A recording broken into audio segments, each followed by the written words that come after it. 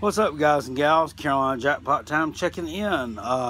It's time for games number 3 and 4 of the 2017 season. We're going to run down for the Clemson Tigers, the defending national champions. If you watched the first video, which was uploaded last Saturday morning, I think it was really early. Haven't been able to get a lot of videos uploaded this week because I've been on vacation.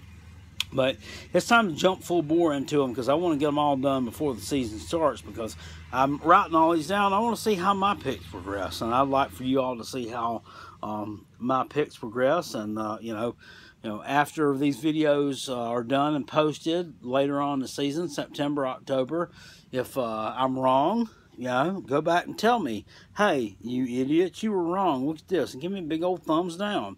If I was right, look at it and say, hey, man, I'm like, you were right. You hit the nail on the head. Thumbs up. So anything can happen. I love college football, and the reason I love it was because anything can happen. Just like I said, you have all these experienced people, pundits, all the guys that know everything. They got all the inside info at the beginning of the season, blah, blah, blah, blase, blase. But the bottom line is, people, we are dealing with 18 to 20-year-old kids. And a lot of the times they are going to screw up. And what does that mean when they screw up? Yeah, it means that the teams that aren't supposed to win do win. And the teams that are supposed to win lose. So let's jump into games 3 and 4 for the Clemson Tigers. They are on the road in game 3 against Louisville. Now, if you watch my predictions for games 1 and 2, I picked Clemson to go 2-0 against Kent State and Auburn. A lot of people are back and forth on that Auburn game. A lot of people think that Clemson's going to lose that because Auburn has a transfer quarterback coming in that's all of a sudden going to be God's gift to football. That all of a sudden is going to save the world from the evil football gods. Jared Stidham. What? Who knows? Who knows what's going to happen with that? This kid has played like half a season against freaking Big 12 competition. We don't know what this guy is going to be doing. We don't know what he's capable of. He has not played an SEC defense yet. And I have a feeling that he is not going to be as good as advertised. I have a feeling that Auburn is not going to be the team that everybody thinks they're going to. I kind of got a feeling that they're going to slip below second place in the SEC West. If Alabama's obviously the cream of the crop, and nobody's taking that away from them anytime soon. But, they can be beaten. Did y'all see last year's national championship game against Clemson? They can be beaten. They can shoot themselves in the foot.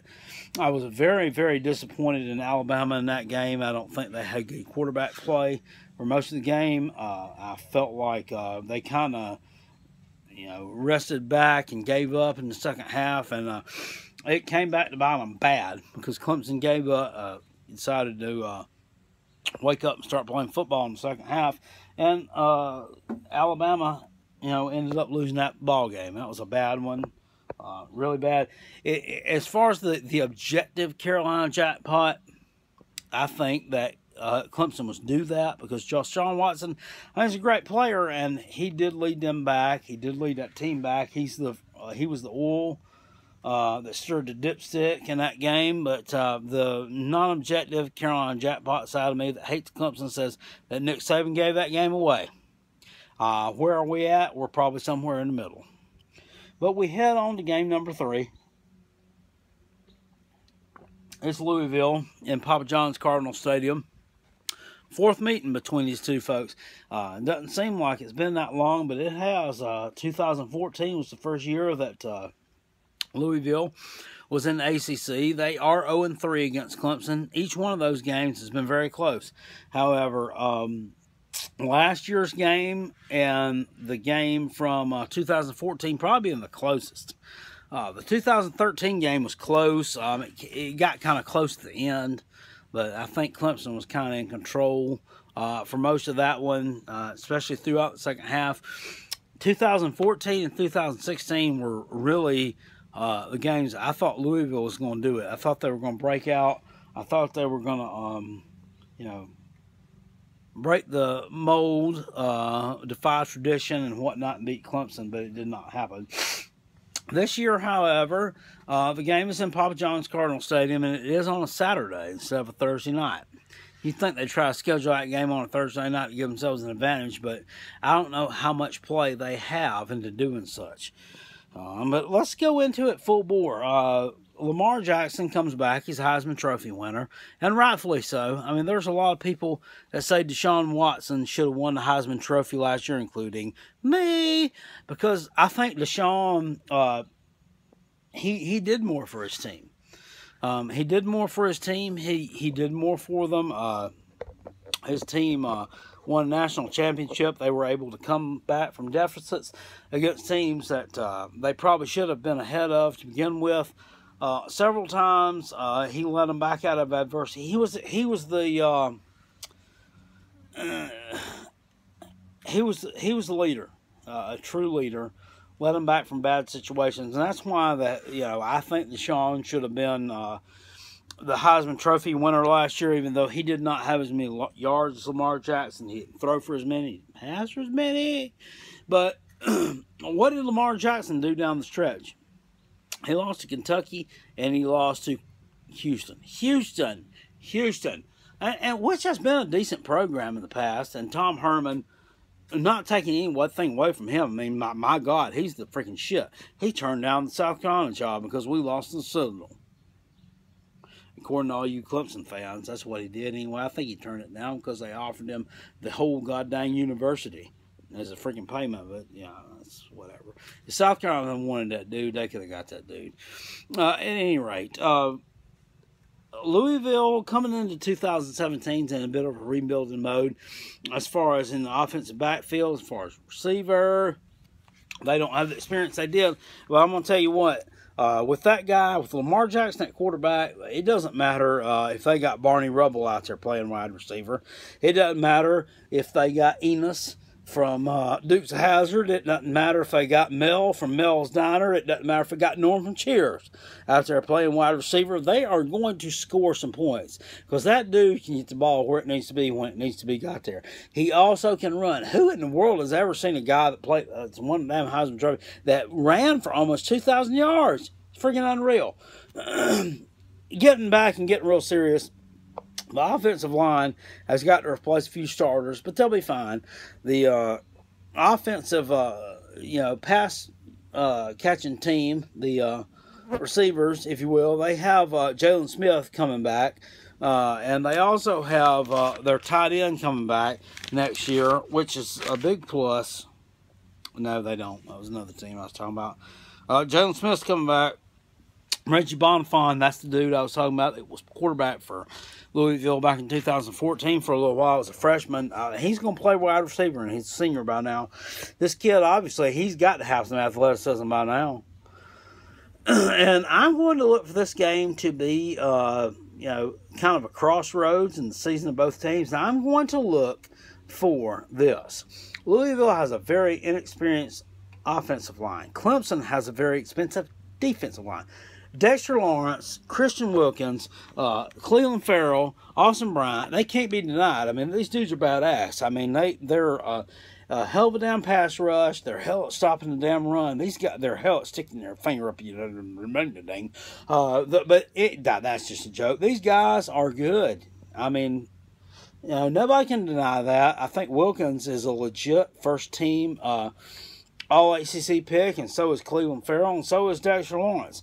I think all three of them are going the first round of the NFL draft in their respective time. But you got to look at it this way also. How is the Clemson offense going to be able to fare against Louisville? They have a very experienced defensive backfield. Their cornerbacks and safeties are some of the best in the ACC.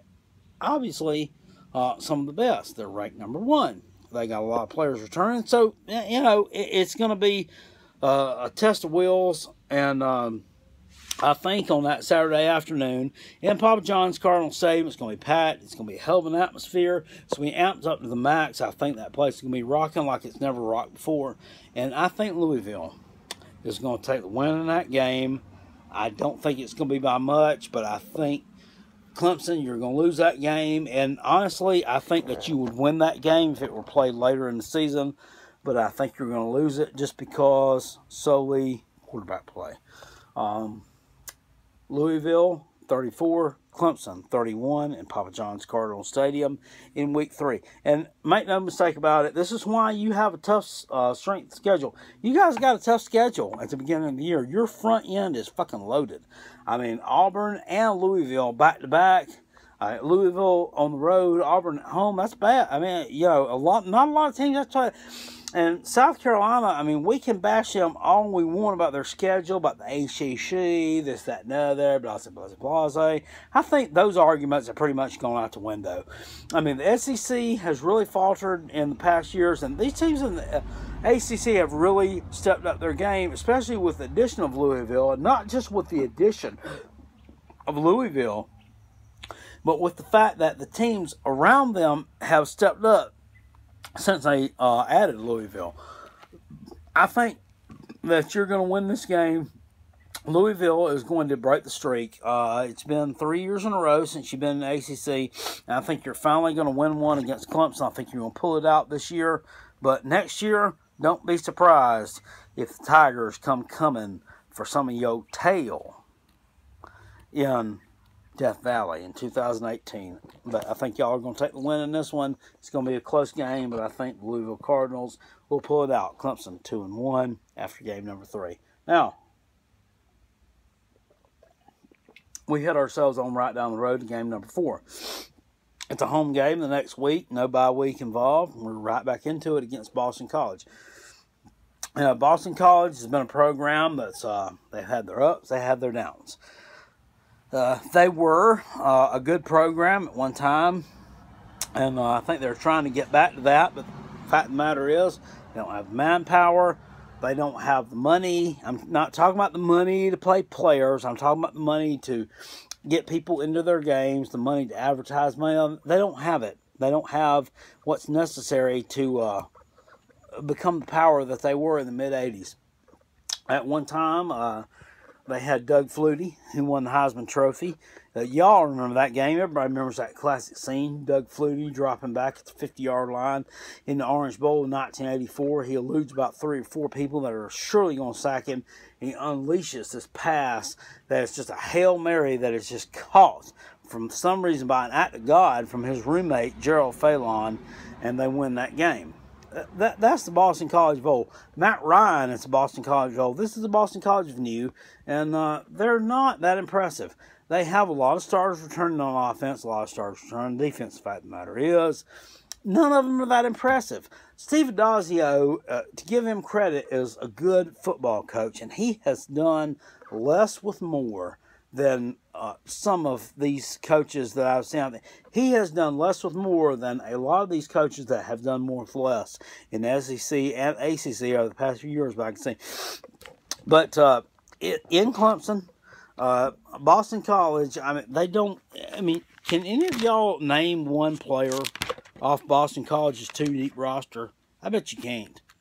And the fact of the matter is, I can't without aid from a media guide or Phil Steele. That's the only way that I can name any of these players. They lost their quarterback last year, Patrick Towles, who was a fifth-year senior from Kentucky. I think it's going to be about the same thing last year as it's going to be this year. They beat some teams. They went 6-6. They went to a bowl game. They did lose. They won against Maryland in the Quick Lane Bowl. Woo-woo!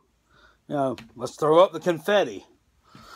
But the fact of the matter is, the teams they won last year in the regular season against Massachusetts, Wagner, Buffalo, at Wake Forest, Connecticut, and Syracuse. That's a bad schedule. That's not a lot of impressive teams there. And I look for Clemson to take care of Boston College at home. It's at least going to be a 2-touchdown victory. Kelly Bryant, I think it's going to be his kind of coming out party. If Kelly Bryant has a coming out party, this is going to be it. If Hunter Johnson has a coming out party, this is going to be it. This is the game that decides the race of those 2 QBs between you folks. Let me know what y'all think. I think that Hunter Johnson is going to come out on top, and the kid from Indiana will be starting the rest of the year. Carolina Jackpot. Check out for my next video.